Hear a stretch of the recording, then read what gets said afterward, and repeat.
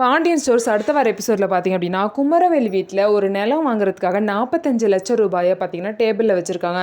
சுகன்யா பார்த்தீங்கன்னா அந்த நேரம் பார்த்து இங்கே வந்து என்ன இவ்வளோ பணமா அப்படின்னு சொல்லிட்டு பார்த்துட்டு அவங்க வீட்டில் போயிட்டு பழனிக்கிட்ட உங்கள் அண்ணன் வீட்டில் கட்டுக்கட்டாக பணம் வச்சுருக்காங்கன்னு சொல்லிட்டு சொல்லிடுறாங்க.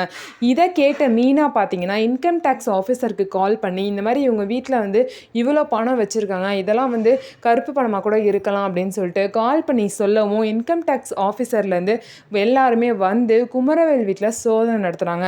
இவ்வளோ பணம் எங்கேருந்து வந்துச்சு, இதுக்கெல்லாம் உங்களுக்கு கணக்கு இருக்கா அப்படின்னு சொல்லிட்டு கேட்குறாங்க. எதுக்குமே பதில் சொல்லாதனால இதெல்லாம் வந்து கருப்பு பணமாக தான் இருக்கும் அப்படின்னு சொல்லிட்டு அந்த பணத்தை எல்லாத்துலேயுமே ஒரு பெட்டியில் வச்சு நீங்கள் ஆஃபீஸில் வந்து பேசிக்கோங்கன்னு சொல்லிட்டு பணம் எல்லாத்தையும் எடுத்துகிட்டு போயிடுறாங்க.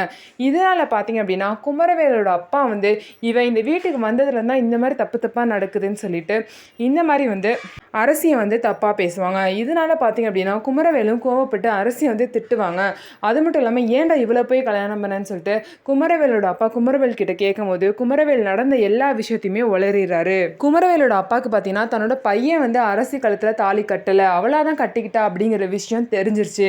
இதுக்கப்புறம் அவர் வந்து இந்த விஷயத்த எல்லாருக்கிட்டையும் சொல்லுவாரா இல்லை மறைச்சி அரசியை வந்து அவர் வீட்டில் வச்சிருப்பாரா அப்படிங்கிறத நம்ம பொறுத்திருந்து பார்க்கலாம். நம்ம வீடியோ உங்களுக்கு பிடிச்சிருந்தா நம்ம வீடியோவை லைக் பண்ணிக்கோங்க. அதுக்கப்புறம் மறக்காமல் நம்மளோட சேனலை சப்ஸ்கிரைப் பண்ணிட்டு பாருங்கள்.